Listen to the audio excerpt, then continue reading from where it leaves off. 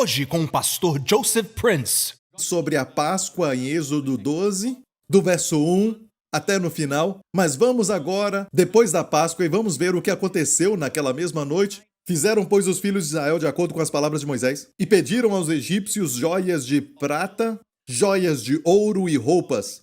E o Senhor deu ao povo graça aos olhos dos egípcios, e estes lhes davam o que pediam. E despojaram os egípcios. Olha para mim. Se você pensa que isso não foi muito justo porque o Senhor os favoreceu, olha bem. Isso, na verdade, foi pagamento de anos e anos e anos e anos de trabalho sem salário. Deve ter sido com juros também. Era o salário que eles nunca pagaram. Você ouviu? Você foi enganado? Você foi roubado? Você foi, talvez, manipulado e fez um investimento, algo assim, e foi enganado? Quero te falar uma coisa, você é filho de Deus, então seja sábio, seja sábio. A maneira de Deus é sempre o que trabalha e ajunta vai crescer. Nada de ficar rico rápido, certo? Sempre seja sensível à voz do Espírito.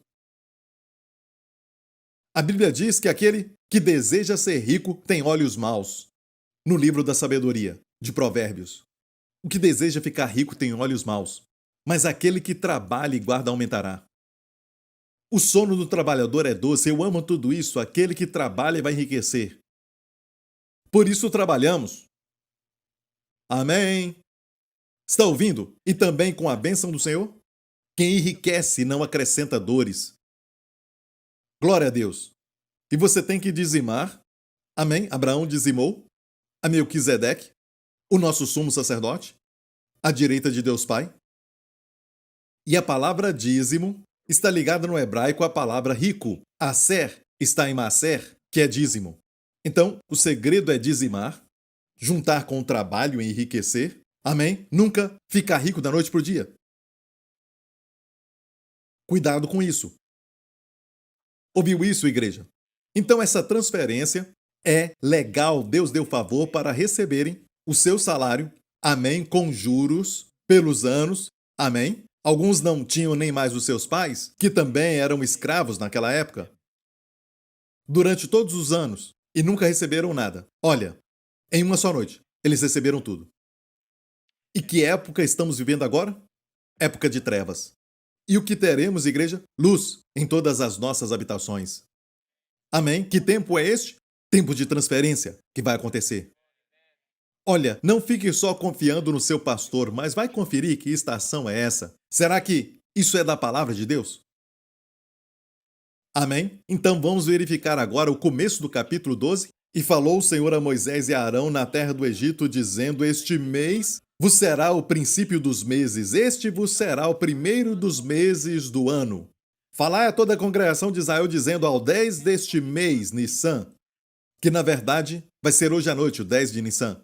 Tome cada um para si um cordeiro, segundo as casas dos pais, um cordeiro para cada família.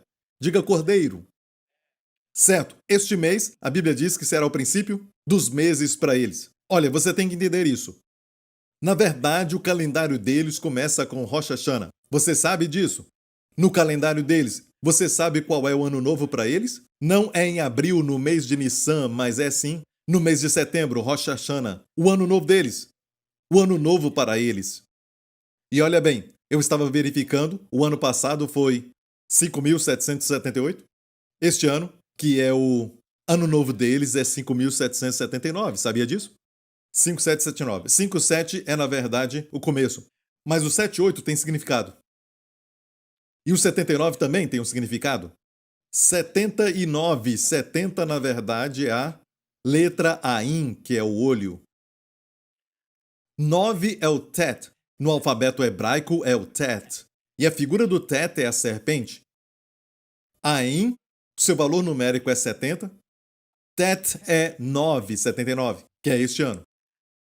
Olha a serpente. E você diz, olhar a serpente? É porque estamos vivendo tempos de trevas, muitas coisas ruins vão acontecer e nós estamos vendo. Deus disse, não, filho. O mundo vai ver a serpente. fazendo essas coisas sem saber que é serpente. Você vai ver a serpente na cruz. A serpente de bronze.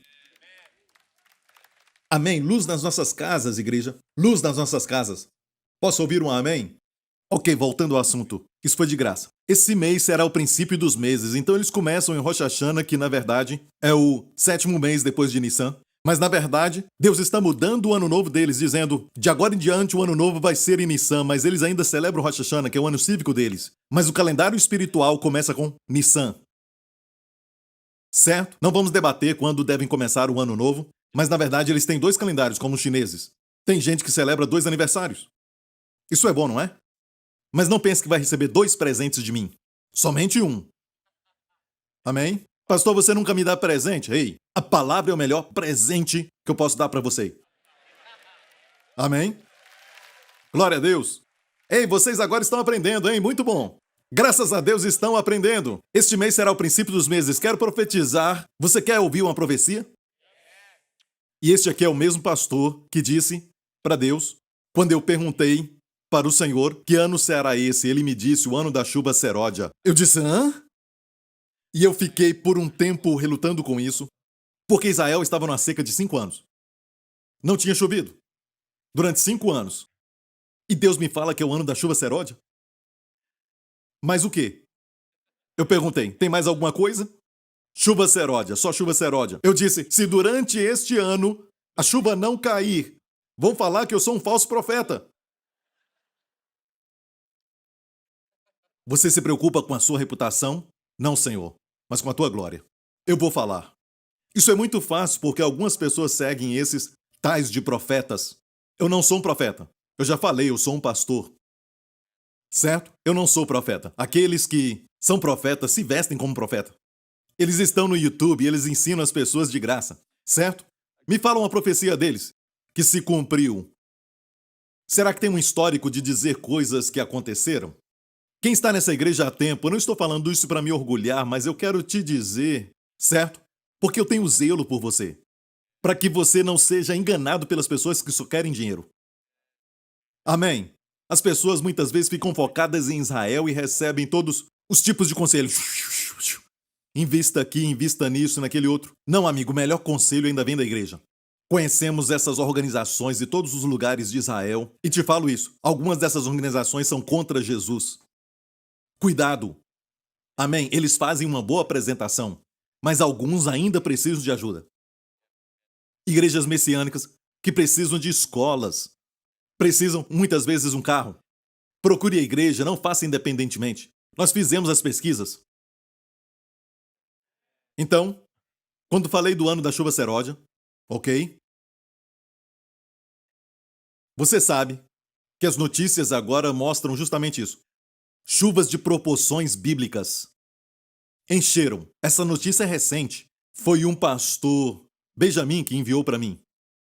Amigo, olha, isso é incrível. Esta chuva oficialmente encheu o Mar da Galileia. E a data aqui é no dia 3 de abril. Elevou 12 polegadas nos últimos dias. Olha para mim. Quando estive lá, nunca vi chover tanto. Foi o mês passado quando eu fui com os pastores. Ficamos trancados no museu. E também milhares de pessoas ficaram trancadas no museu. Todo mundo estudou tudo que tinha no museu. A chuva não estava só caindo, mas era derramada de forma que doía se batesse em você. Era chuva forte, mas nos alegramos porque, sabe, eu me alegrei porque eu senti um alívio, porque eu não seria apedrejado por ser um falso profeta. Amém? Mas, deixe-me falar uma coisa, igreja. É fácil falar de algo e profetizar depois que aquilo aconteceu. Muitos fazem isso, até os que estão na mídia. Não é? Fala para eles falar algo que vai acontecer. Esse pastor está à frente de uma igreja que é das maiores da Ásia, com um ministério que atinge milhões, potencialmente falando, através da mídia social e também da televisão. E quando eu falo, todo mundo escuta no mundo inteiro. E se eu fosse um falso profeta, todos saberiam. Graças a Deus. As chuvas vieram, certo? Então Deus é fiel e por isso eu estou aqui. E eu disse tudo isso para que o nome de Jesus seja glorificado. Não quero que você me reconheça, mas dê glórias a Deus.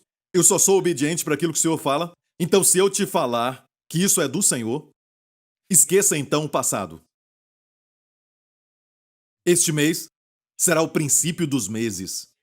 É um novo começo.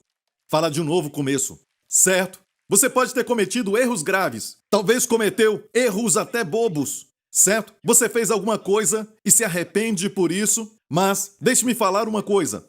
Esqueça o passado. A palavra de Deus para você é um novo começo agora. E profeticamente eu acho que não temos muito mais Páscoas para acontecerem, porque eu sinto que vai acontecer neste ano, mas eu acho que estamos vivendo os últimos dias. Israel voltou a ser uma nação depois de 2000 anos de exílio. Amém. Voltaram a ser uma nação. O mundo pensou que estavam mortos, mas não, Deus os ressuscitou. Isaías disse: pode nascer uma nação num só dia, e aconteceu em 1948. Eles voltaram em um só dia, no dia 15 de maio, 1948. Voltaram a ser uma nação. 15 anos é o número do descanso. 15 anos depois disso, 15 de maio, 1963, um garoto nasceu para pregar sobre o descanso. Estamos vivendo os últimos dias. Certo? Não só meu nascimento, mas seu nascimento. Fomos destinados para um tempo como este. Você foi preparado para um tempo como este. Eu falei para os líderes que existe uma predestinação no chamado, até mesmo Paulo foi escolhido no ventre da sua mãe. Você foi escolhido no ventre da sua mãe.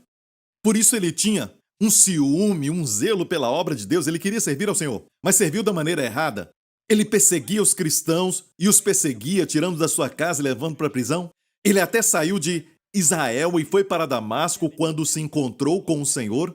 Ele consentiu na morte do primeiro mártir da igreja, que foi Estevão. Ele estava lá, podia impedir isso, ele era uma autoridade. Ele se tornou um fariseu dos fariseus e olha, mesmo assim, havia algo nele, um zelo, uma paixão por algo. Aí está o seu ministério. E por isso você nasceu. Não desperdice isso. Não perca tempo. Faça o que você ama e o dinheiro vai aparecer. Não fique a vida toda fazendo algo que você não gosta. Amém. Ore a Deus. E sabe, eu quero te falar algo. Deus olha para o seu potencial. Amém. Volte ao Criador. Ele sabe por que ele te fez. Peça a ele: Senhor, me dá a direção. Ele vai te falar. Amém. E o lugar da sua missão também é o lugar da sua bênção. Do fluir sobrenatural. De abundância. Alguns não param para pensar o que realmente querem fazer. O que arde em mim. Lá no fundo você quer ser livre e você vive dizendo: eu quero ser livre do meu casamento, talvez. Isso é Satã. Isso não é de Deus. Certo? Isso não é de Deus. Ok? Ok?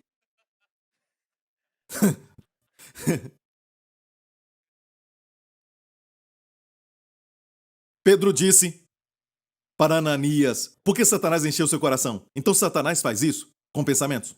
Mas a Bíblia também diz, Neemias diz: Deus colocou no meu coração para reunir todo o povo. Deus coloca no coração, Satanás coloca pensamento na mente. Os pensamentos de Deus são mais profundos.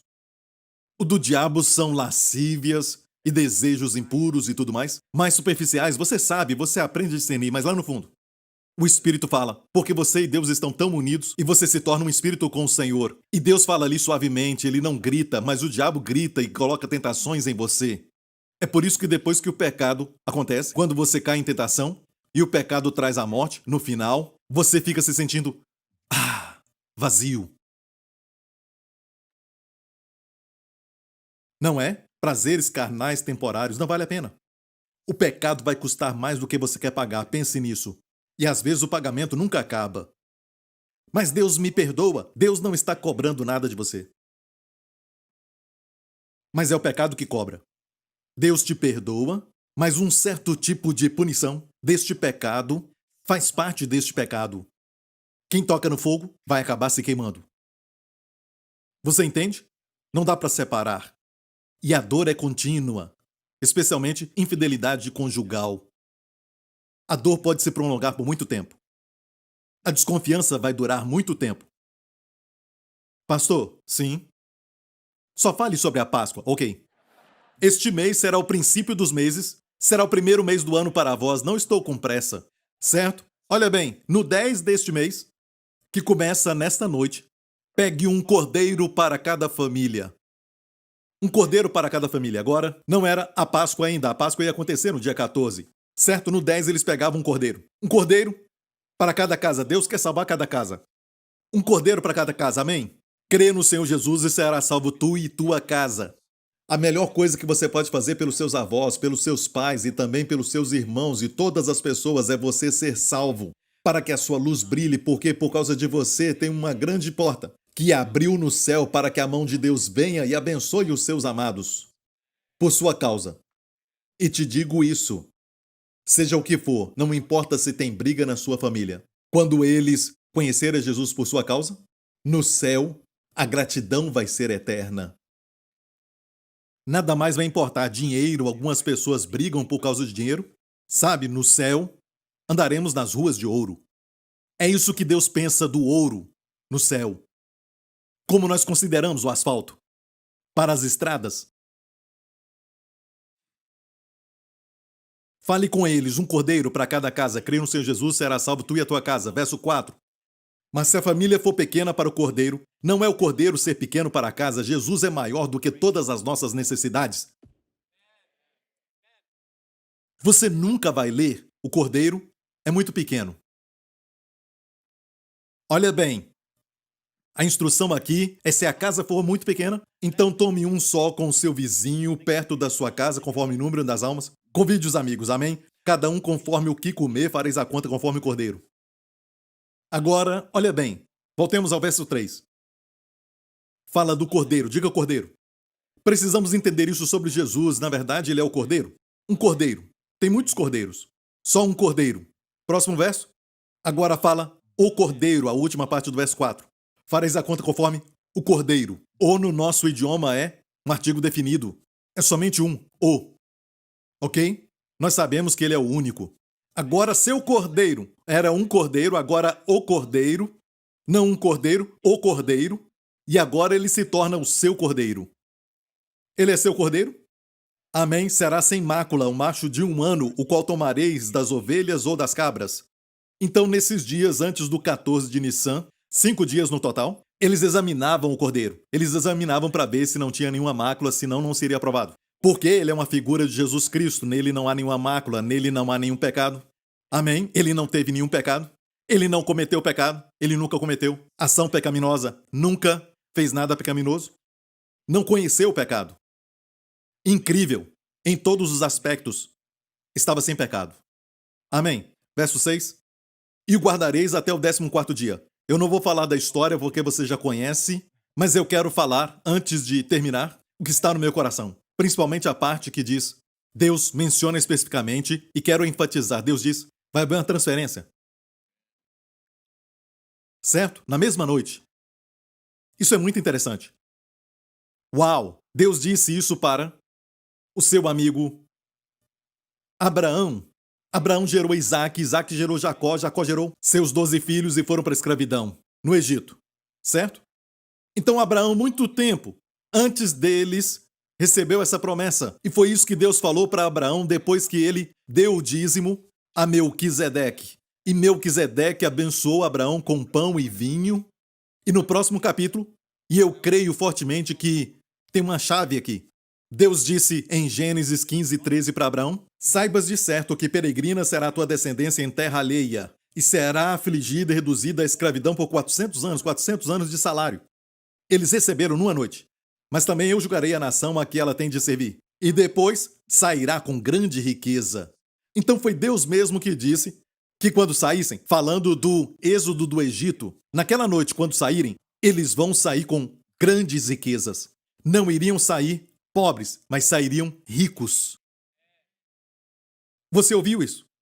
Eu creio que nós iremos ser arrebatados e subiremos ricos. Agora, olha bem, aqui as pessoas temem pregar isso. Ah, você fala da teologia da prosperidade? Esse tipo de evangelho eu não gosto, olha bem. Isso não tem nada a ver com o evangelho. Errado.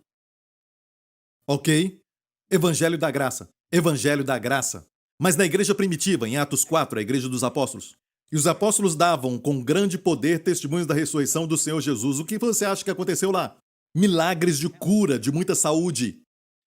Você não acha isso? Aqui fala de grande poder, não é? Milagres de cura, nós lemos isso. Amém? Expulsando demônios. A depressão saindo das pessoas. Amém? Em todos eles havia abundante graça. A igreja pregava graça naquela época. E aqui nós pregamos também. Amém? Não havia, pois, entre eles necessitado algum. Assim era a igreja primitiva. Amém? As pessoas iam para a igreja, sabe? E prosperavam. Vendiam propriedades e Ananias e Safira não estavam numa igreja que era pobre, mas uma igreja que tinha muita provisão. Escute, olha para mim. Você vai ver na mídia social coisas assim, sabe? O seu pastor é um tipo de feiticeiro, é um tipo de, até mesmo um herético, ele também fala da teologia da prosperidade. Não me importa o que eles falam de mim, sabe? Eu sei que você conhece a palavra de Deus. Você sabe que eu nunca na minha vida coloquei palavras na boca de Deus, mas foi Ele que disse, nessa noite vão sair com grandes riquezas. Amém? Não é? Vamos em frente. Não se preocupe com isso. Vamos falar a verdade. Porque alguns precisam disso. Porque aquilo que Deus te revela, você vai acreditar. E quando você crer, a provisão vai chegar.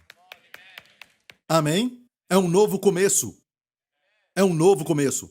Há um espírito de intimidação na igreja. Não fale de riqueza, não fale de cura, não fale sobre essas coisas, não fale sobre cura e não fale sobre prosperidade. Olha, nós não cremos em prosperar somente para satisfazer o seu próprio ego. Não estou falando disso, estou falando de ser uma bênção. Amém? Sendo um provedor, não como o Mar Morto, que só recebe e não dá nada. Sendo como o Mar da Galileia, cheio de peixes, amém? Mas a provisão tem que vir. Para a provisão, então, sair. Amém? Seja uma bênção, glória a Deus. A terra que mana, não a terra que tem leite e mel, mas a terra que mana leite e mel é abundância. A promessa é essa. Uma transferência vai acontecer. Quando vai ser isso? Parece que vai ser depois das trevas. Na última praga. Deus disse, quando eu ver o sangue, vou passar por cima, certo? É o sangue de Jesus que nos salva, mas algo aconteceu naquela noite. E por isso saíram, como diz o Salmo 105. Este salmo nos diz... E tirou-os para fora com prata e ouro, e entre as suas tribos não houve um só fraco. Eu sempre falo isso, não havia um só fraco nas suas tribos. Tomamos Santa Ceia, e hoje é uma forma de você participar todo dia. A Santa Ceia é como a Páscoa, e ela foi instituída na noite da Páscoa. Naquela noite. Amém? Participaram dela. E olhando aqui, diz que não havia entre eles um só fraco, mas olha o começo. O espírito de intimidação não quer que leiamos a primeira frase. Não é, mas vamos ser libertos deste espírito em nome de Jesus. E tirou-os para fora com areia e pedras. E tirou-os para fora com o suficiente. Só com a roupa do corpo? Não. E tirou-os com prata e ouro. Se você não sabe o que é isso, pergunte para sua esposa. Querido, você nunca me dá isso. Não zircônia, prata e ouro. Então, mesmo não gostando, olhando para esse verso, você vai ver Deus falando de cura e riqueza. Você decide. Certo? Mas isso está muito claro. Vai acontecer nos últimos dias. E vai acontecer dessa maneira. Vamos ver isso em Provérbios capítulo 13. O homem de bem deixa uma herança ao filho dos seus filhos, mas a riqueza do pecador é depositada para o justo. A riqueza do pecador é depositada para o justo. Depositada para o justo. E os pecadores trabalham muito. Fazem até hora extra, mas estão depositando para o justo. Amém? Isso é frustrante? Se você não está do lado certo. Salomão disse em Eclesiastes 2, porque ao homem que é bom diante dele, dá a Deus sabedoria e conhecimento. Seja bom diante dele. Você está em Cristo e você é bom por isso. Amém? Mas ao pecador dá trabalho. Ao pecador, ele dá trabalho. É um ministério deles. Amém? Para eles dá o trabalho para que lhe ajunte e amontoe. Para dá-lo, olhe bem ao que é bom perante Deus. Também isto é vaidade e aflição de espírito para eles. Provérbios 18. É 18? 28. Sim, ainda bem. Lembrei rapidamente. O que aumenta os seus bens com usura, isso é juros, certo? E ganância, ajunta-os para o que se compadece do pobre. Ajuda o pobre. Ajuda o pobre. Você ajuda o pobre? Tem muitas pessoas lá fora no mundo que são admiradas na mídia social. Uau! Sabe, assim a inveja começa, tira os olhos de Jesus, se sente como se tivesse nascido na hora errada, na família errada, no lugar errado. E acontece assim quando você olha para o seu Facebook, certo? Coisa boa, coisa ruim, é o conhecimento do bem e do mal. Se alimenta da árvore errada e por isso fica deprimido. Porque está com medo. Está com medo da árvore errada, irmão. No dia que dela comeres, morrereis. E assim tudo morre. Não é só o conhecimento do mal. Quando você olha para isso, é conhecimento do bem e do mal. Não é? Eu não disse que o Facebook é mal, eu não disse isso. Ok? Não fala isso de mim, ok? Certo? Amém? Porque eu também posso falar de você. Mas o fato é que o Facebook é algo neutro, certo? Mas o conhecimento que está ali, e não é só o Facebook, mas a mídia social, seja o que for, o conhecimento colocado ali é também do bem e do mal, certo? Mas não precisamos viver disso. É perigoso esse conhecimento do bem e do mal, isso vai acabar te matando. Olhe para Cristo. Alimente-se dele. Porque todo aquele que invocar o nome do Senhor será salvo. Como, pois, invocarão aquele em quem não creem? E como crerão naqueles de que não ouviram? E como ouvirão, se não há quem pregue? E como pregarão, se não forem enviados? Como está escrito: quão formosos os pés dos que anunciam o evangelho de paz, dos que trazem alegres novas de boas coisas. Mas nem todos têm obedecido ao evangelho, pois Isaías diz: Senhor, quem creu na nossa pregação? De sorte que a fé é pelo ouvir, e ouvir pela palavra de Deus. Romanos capítulo 10, versículo 13 ao 17.